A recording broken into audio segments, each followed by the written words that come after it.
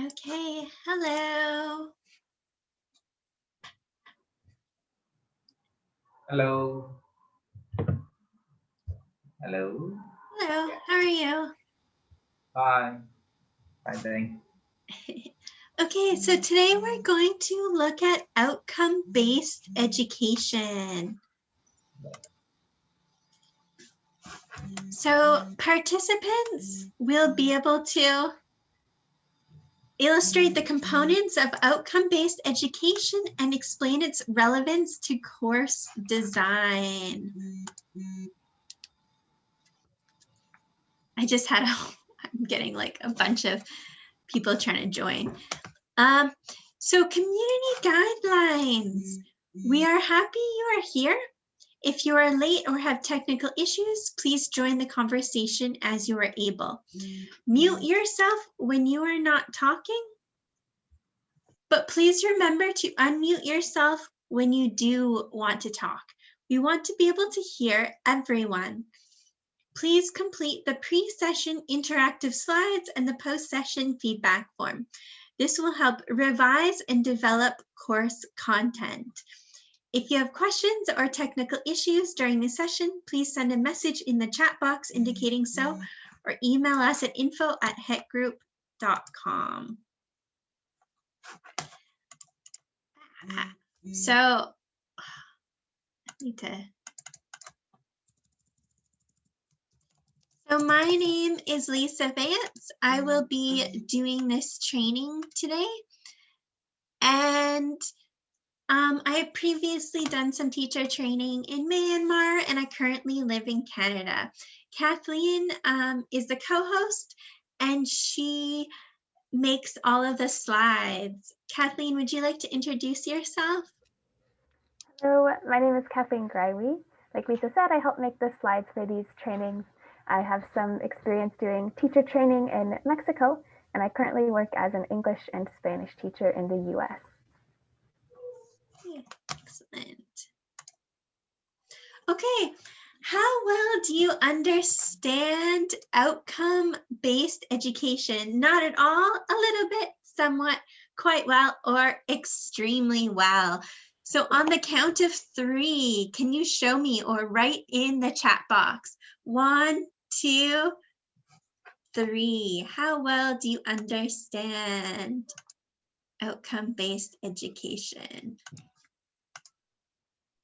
A little bit in the chat box.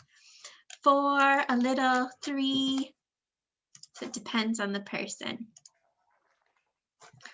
Okay, just to brainstorm. When you are planning a course, what is the first step you take? So if you have to design a course, or if you're planning for a course for the year, what is the first step you have to take? Learning objective, learning outcomes, learning objective. Yes, yeah, probably learning objective. Anyone else? Lesson plan. Yeah, so maybe lesson plans. Yeah, so we'll kind of look at that a little bit, but usually if it's for the whole course, I mean, you might look at the syllabus, but maybe not like an individual lesson plan. So what are goals? If we're talking about goals, what are goals? Students are able to understand, for example, visit first year or second year. Oops, You will do the codes. Students are able to understand and able to memorize. Yeah, so, well, in general, yeah, so that might be a goal for like the end of the semester or the end of a class. So yeah, a goal is something that you want to do or maybe you want your students to do in the future. So not something you can do now, but something you're working towards. So in education, your goal or maybe your objective guides your content, activities, and assessment. So you're thinking of your learning outcome or your learning objective for your course, for your lesson, maybe for your department, for the university, for your program. So you're looking at your end goal. What do you want your end goal to be? And goes to it, we are able to produce, to nurture the reliable products who are The vision of university. who are aligned on their community needs. So yeah, like that's, yeah, so it could be like, especially like at the university level, that might be the end outcome that you're looking for. So that kind of relates to outcome-based education. So outcome-based education it has different meanings and is kind of a general term, but it focuses on what the students will know or be able to do at the end of a course or at the end of a program, or when they finish their degree. So what will they be able to do at the end? This makes it very student-centered because it's focused not on what you teach, but what the student knows or what we'll be able to do. Student feedbacks, like what kind of jobs they are doing, and then these jobs are the owner of the job how completes the quality of our students. Yeah, so yeah, like how qualified are the students? How much can they actually do the job at the end? Instead of like, oh, they've attended 4 years. It's like, well, even if they've attended 4 years of studying, maybe they can't do the job. So it's kind of, if they can't do the job, then what's the point? It's looking at what they can do instead of just how long they've studied. So yeah, it stresses the importance of clear and measurable objectives. What has the student actually learned? But again, it's just a philosophy and not a strict set of rules. So it's just a general concept and people have different ideas about it. So does anyone know the history of outcome-based education, or OBE? Yes, Monica, I forgot the exact years, but I know the history of the outcome-based education. Okay. Yeah, so it kind of began during the Cold War. Oops. And countries wanted their students to be able to do more when they graduated. Instead of just sitting and learning, they wanted to know what the students could actually do when they finished and graduated. So it became popular in Australia and the US in the 1990s and in other countries as well since then. I noticed it was quite a buzzword in Myanmar while I was there. Lots of people use the term, but it really depends on the person what exactly they mean by outcome-based education, because it can differ depending on the person, what exactly they're talking about. So one example, so this was by a guy who was quite famous. Well, he made a network called the High Success Network.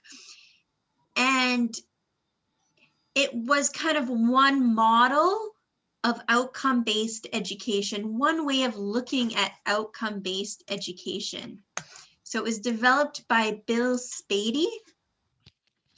And his model of outcome-based education has 4 main principles.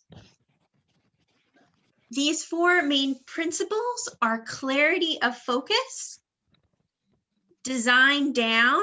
So you look at your, well, we'll come to it, but you have high expectations for your students and you give expanded opportunities to your students. So we'll look at these 4 principles. So what do you think is clarity of focus? What might that mean? Clarity of focus. Objective must be clear and measurable. Yes. Must be specific. Definitely, definitely. So your learning outcomes or your learning objectives are clear and measurable. So they're precise and consistent goals that you have for your program, for your university, for your university, for your program, for your course, for your department, like you have very clear goals.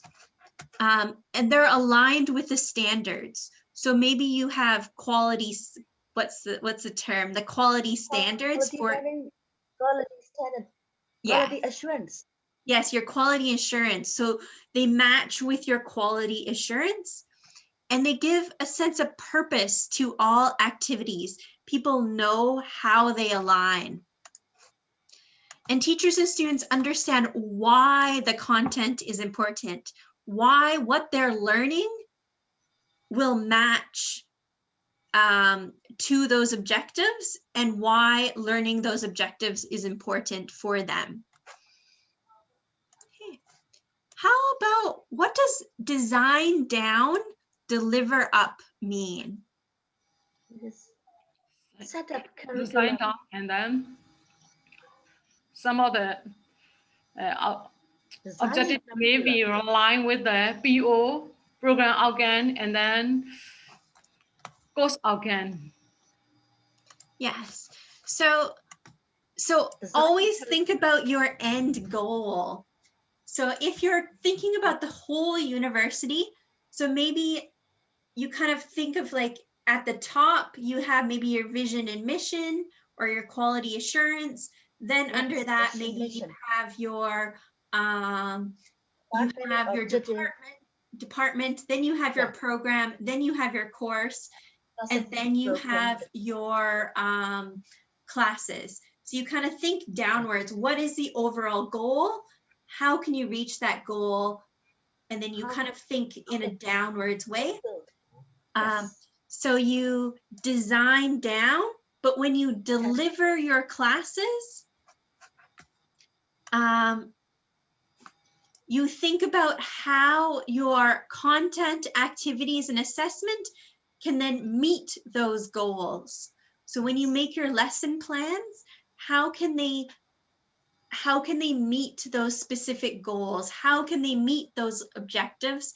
How can they meet those learning outcomes? So everything so you're kind of, so if you think of your learning outcomes as kind of at the top, and then you design with your end goals or learning outcomes in mind, and then you design with your activities leading to the end goal. I have one question. Yes?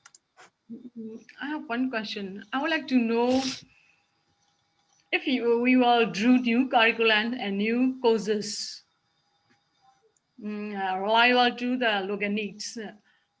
For example, Myanmar Tanaka, Myanmar Tanaka is famous in, that is one of the landmark of our country.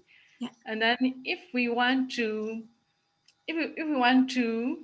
train our students how Tanaka production, plantation, and to produce like a cosmetic or something to be more effective and more safe to the users or to the customers.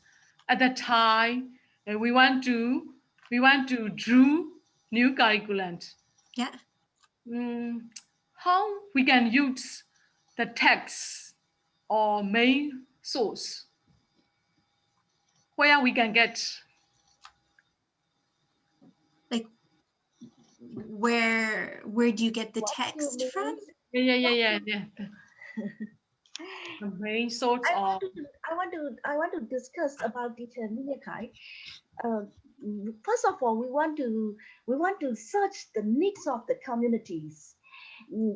Tanaka is favorite of the ASEAN country. So we must search the needs of the community first, and then and we have to design this program. We want to put this curriculum, design and put the curriculum in our curriculum. So we have to firstly goal. We must set up the goal. We want to produce what kind of products we want to produce, what kind of products, how will be quality, how will be economic value. All these facts must be considered. We have to discuss with the needs, not only with the teachers and students, but also with the community, even with maybe uh, the clients or customer Yes, I know. Yes, I know. I would like to know, about our Tanaka. We will to produce, yes, like a IP of Myanmar, intellectual property of Myanmar. At the time, how we can do reliable course to accept to the ASEAN and to other countries. That I mean, I yes. know how we had to design. I have already known. And then I would like to search how prophets the course came to rely to the community or to our customers like ASEAN. We have to search the others people, others countries. Uh, For example, and Nanue is a landmark of India. We have to look for what they did it, what they did this research and this activity. We have Yes, never. yes. So I asked the question and suggestion to Lisa, some of the internet experts, how we can get ideas, new ideas and suggestions from them. So I asked for this question. I mean, I'll be honest, I don't know exactly. I mean, if you just want factual information, then I'm sure it's online, but I don't have I don't know exactly where. Or it could involve talking to people to get the information. Like, I mean, I feel like there's just so many different ways that you could do it. Also, Okay. if you're looking at it more from an instructional design, this is getting kind of off topic a little bit, but if you're looking at it from an instructional design, which that would be more, you'd probably follow the ADDIE model, which is assessing needs. So you go out, you assess needs, you design the curriculum based on the needs. So probably with that would actually collect information based on talking to people and figuring it out what they say and what information they have, and then you develop the curriculum yourself based on those needs. Thank you. And yeah, so that would probably be but if you, I don't know about finding like text or information as much. That's, yeah, maybe you can do it online, maybe not. It's a little bit different because, yeah, it's a bit different from outcome-based education, because outcome-based education, it's like, I mean, trainings like should still have an overall outcome that you are focused on, but it's a little bit different because it doesn't quite have as much structure to it, I guess. This curriculum may be based on research, and then identify. I think like that. Yeah, Because yeah. I have an idea the same as a teacher Minikai. Saint Alone Mangoes is the Myanmar landmark. I want to do like the Naka. We must firstly identify and identify molecular level, and then we have to identify as the NEMA landmark. This process we have never done before. Yeah. Yeah, and yeah, that would be more kind of the needs analysis than compared to like looking at the objectives. Your objectives and your outcome, your learning outcomes would come after you've already done all of your research. So based on your research, then you would make your learning outcomes, like what we're talking about now. So what are high expectations? So back to this kind of model. What might be meant by high expectations? Most of the teacher wants their student to be more smarter than Yes, their. yeah. We want to be my student smarter than us. This is the teacher expectation. But I think the expectation must be achievable. We must design the learning objective according to expectation. We must think about, consider to be Yes. achievable expectation. Yes. I want to So give an example. yeah. In our country, Ministry of Health and Sports have a motto: Nama sport will dominate the world. This is the motto. This is impossible. So we must not set the objective like that. We must achievable expectation must be designed. Yeah, I think that makes sense. I will also say with this, traditionally, like especially in universities, you might fail some of your students and pass some of your students, and it's just assumed that some of your students will fail. And you're like, whatever, some of them will fail. This is focusing on trying to get as many or all of your students to reach the objective that you have for the course. And that's true. Making sure your objective is possible and having as many reach it as possible. And if they're struggling, to give them extra support, to instead of just letting them fail, giving them extra support to reach that objective. And in a very broad sense, it's less focusing on, oh, you have to do this in 4 months or 6 months or whatever. It's let's try and get you there, no matter how long it takes. How long it takes doesn't matter. What's important is that you learn the material, and we'll do whatever is possible to support you to learn the material and to support everyone to learn the material. So it's making sure it's supporting everyone instead of just letting some people fail if they don't learn it fast enough. Okay, what do you think expanded opportunities means? To get job. Not quite. To get job. So After graduate, they can get easily job. So this is actually related. I mean, that's very important, but this is actually related to giving students different opportunities, different ways to prove that they've mastered the content. And so maybe some students can do an essay, some can do a multiple choice test, some can do like an internship. So they have different ways to prove that they've reached the objective of the course or the class or whatever else, because people learn differently.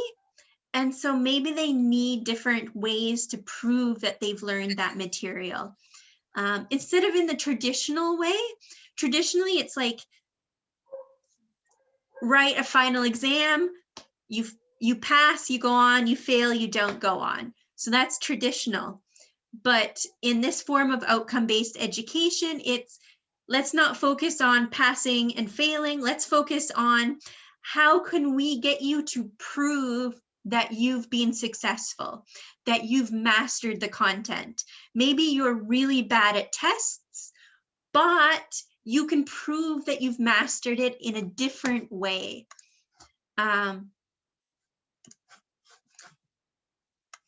And students who fail are given additional opportunities to prove they know the content.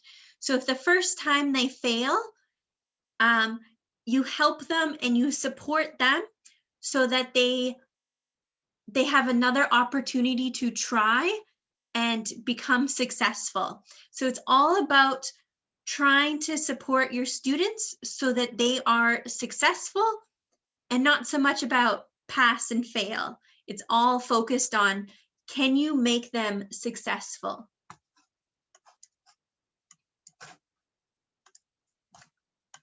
Okay, so when it comes to that, what are some criticisms of outcome-based education?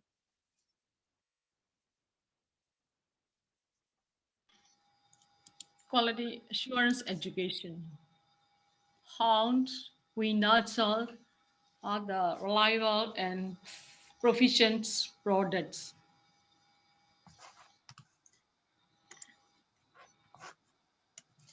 Yeah, so yeah, it's like, how can you make it reliable? Time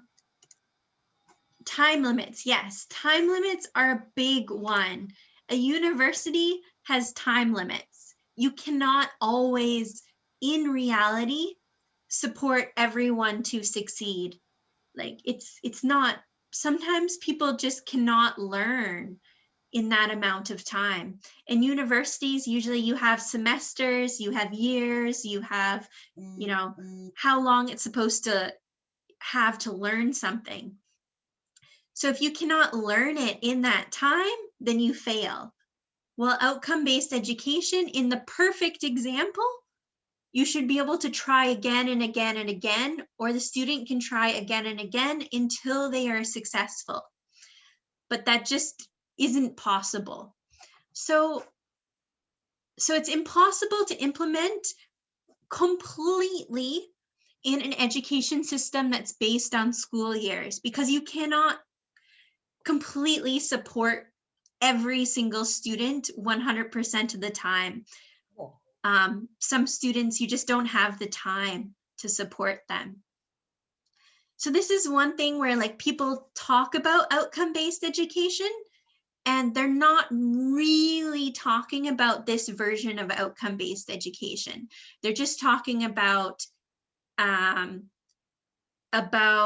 what would it be called? Kind of like if people meet the objectives. But the actual but this model is looking at trying to support all of the students to reach the objectives. So yeah, and it's not possible for students to stay in school forever until they succeed. And it kind of would require, to give that much support and to be completely outcome-based, would require redesigning the education system. And it would obviously require a lot of work by teachers to completely support all of their students to be successful and reach the outcomes. Okay, but on the other hand, we can still try and do that as much as possible as teachers. We can try our best to try and focus on getting our students to the learning outcomes, to the learning objectives, even if we are limited by time. But it's just that ideal world of trying to support as many students as possible to reach them. So you will see a poll on your screen. Please click the principle that it best describes. So I'll launch the poll. So Professor Ako wants to know if his students understand their history class. Instead of giving a traditional test, he gives his students different project options. They can choose to write an essay, create and explain a piece of art that illustrates the main ideas, or interview people and analyze the results based on historical data. So which one is that? I'll give people 1 minute to answer. So clarity of focus, design down, deliver up, high expectations, or expanded opportunities.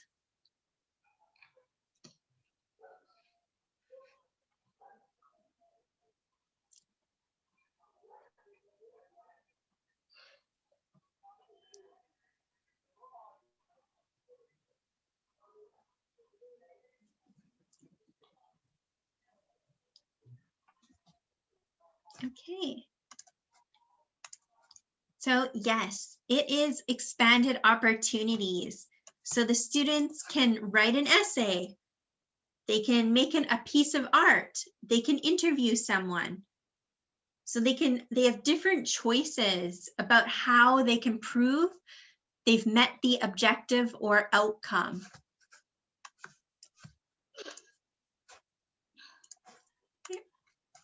This one, Professor Sensen writes a clear objective on the board at the beginning of every class. She has her students read it before they begin the day's activities. She explains to students why this objective is important and how it connects to the wider goals or learning outcome of the course.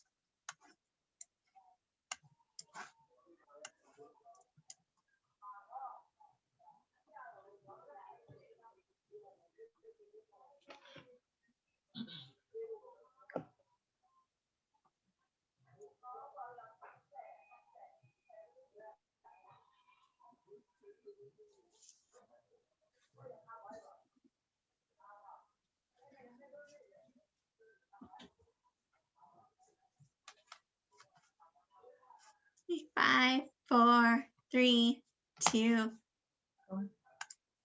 one. So good. It's clarity of focus. It's having a clear idea of the learning outcomes or the learning goals for the whole course, and then a clear idea of how the objective, the learning objective for that class fits into the larger objectives or outcomes. So that's clarity of focus. You know how this fits into this, and it's all very clear.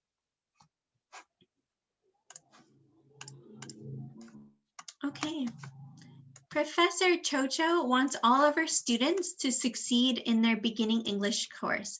She knows that students need to master the basics before they move on to the more advanced English classes.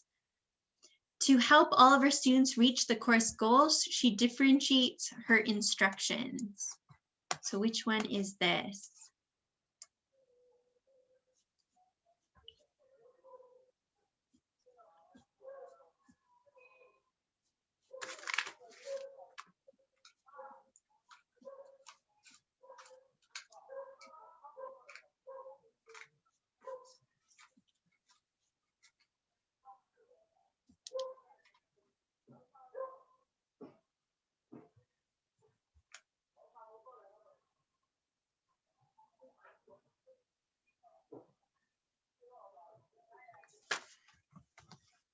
Hey. Hey. Good. This is high expectations. She wants all of her students to succeed in this English class. She knows that they all need to master this information. So she'll do everything possible to help all of them master the information.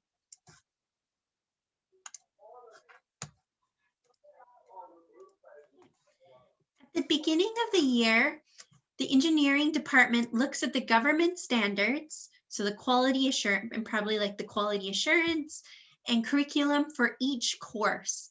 The teachers work together to design assessments that would measure the students' achievement of these goals.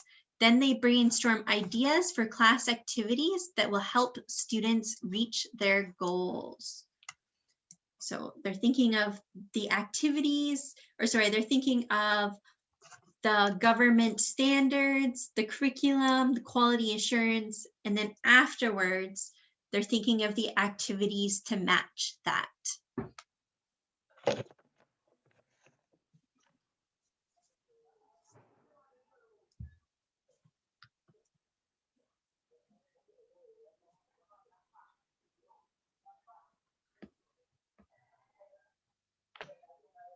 Okay.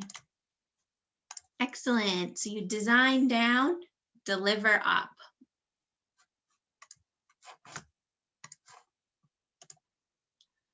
Okay. So for this activity, I'll give you about 15 minutes. I'll put you into 2 work groups. So just discuss in your groups, or you can write it down, where you've seen examples of outcome-based education. Each of the different ones, I'll just show you.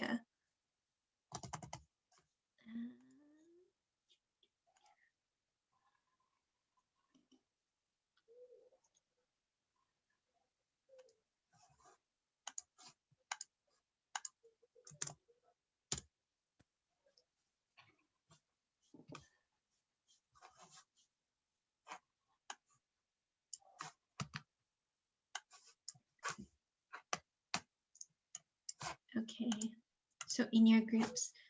So how have you seen a clarity of focus used in your experience as a student or teacher? If you have not seen a clarity of focus in your previous experience, how could you implement this principle in your classroom? So, do you set goals before you start working on curriculum or instructional design? If so, how do you choose your goals? How do you make sure your students achieve them? If not, what is a goal you could make for a course you are currently teaching? Okay. In your experience, do teachers have high expectations for all students, or do they expect some students to fail? How can you set high expectations in the classes that you teach? Have you ever given your students multiple opportunities to demonstrate their learning? How? Has someone ever given you these expanded opportunities? How? If not, brainstorm ideas of how you could implement this in the classes you teach. How can you give them different options to prove that they understand and have mastered the material? Okay. So I'm going to put it in the chat box, and I'm going to divide you into 2 groups, and you have about 15 minutes to work on it.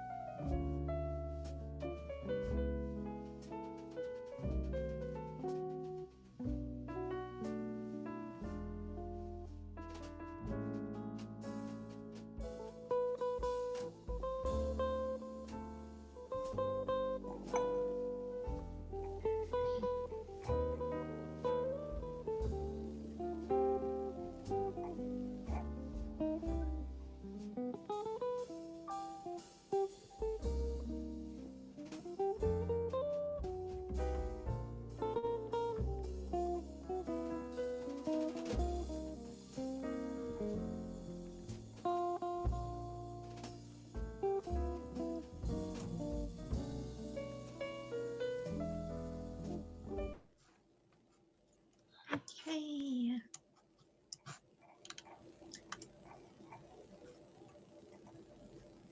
So how can outcome-based education help you design a course? So if you're thinking about how to design your course, how does it help you design your course?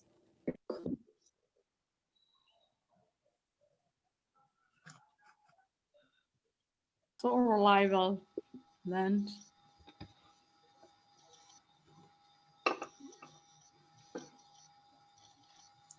Typical. the Sorry? so reliable. Yeah, design. So Yeah. reliable by thinking about the student can get out of the course. Yeah. Yes. You can have this. You're thinking about how the students can reach the goals for the course. Okay. So how well do you understand outcome-based education? Not at all, a little bit, somewhat, quite well, or extremely well? On the count of 3. 1, 2, 3. You can put it in the chat box. Okay. So I'm gonna add, oops. So next week we're going to move on to backwards design, which is very much related to outcome-based education in that backwards design is looking at how you should design with the end in mind. So, and I will obviously email out the course feedback and an invitation to join the Google Classroom. Yeah. And I will send the feedback form right now as well. Just give me 2 seconds.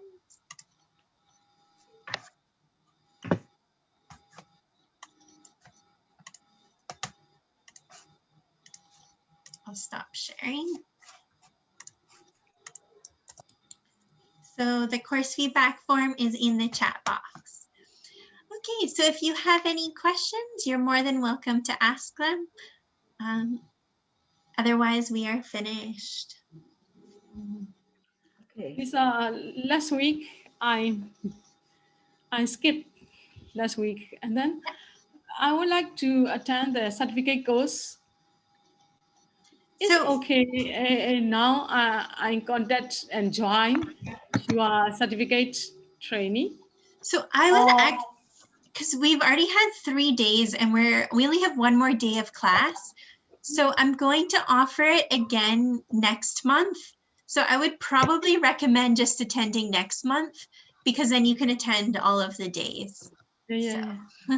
At once. Yes. Yeah. I'm a little busy. Yes, A little yes, busy me with too, other. Lisa.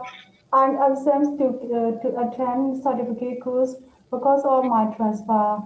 So I will to join next time. Okay, sounds good. Yeah, I'll probably offer it at least a few times until we don't have any more. I'll probably just keep offering it until people aren't interested anymore. So I'll offer it probably next month and then the month after that as well. So as long as people are interested. Thank you. Okay, Thank you. awesome. Okay, thank you very much. Thank you. Thanks to you all. Bye-bye. Bye-bye.